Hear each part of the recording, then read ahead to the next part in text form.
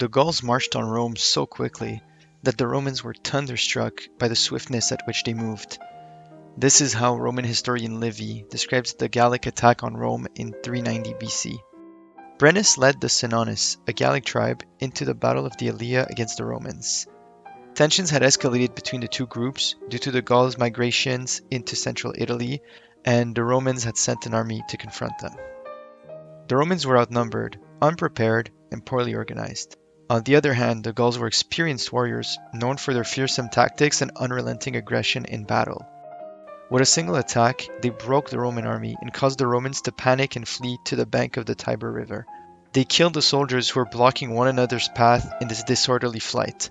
Those who could not swim or were weak were weighed down by their armor and drowned.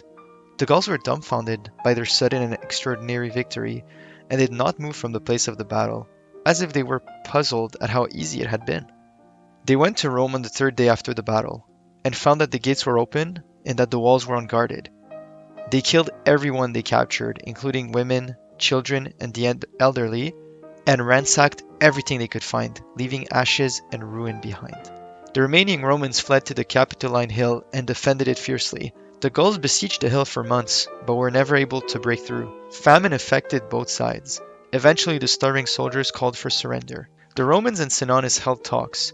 They agreed on a ransom of 1,000 pounds of gold for the Gauls to leave. The Senones cheated, using heavier weights to weigh the gold. When the Romans protested, Brennus, the chieftain, tossed his sword on the scale, uttering words that were intolerable to the Roman ears.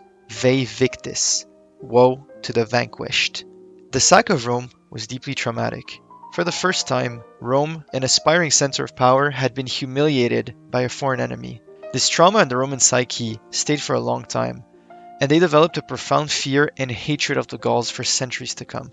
However, despite the devastation, Rome's ability to rebuild and persevere became a defining aspect of its identity, and later Romans celebrated resilience as a core virtue of their people.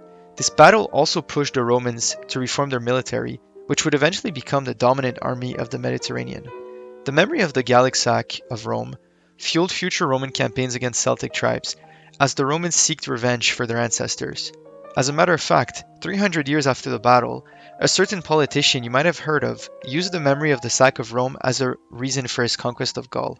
This fear finally vanished in 50 BC when Julius Caesar completed this conquest, proving that the Romans neither forgive nor do they forget.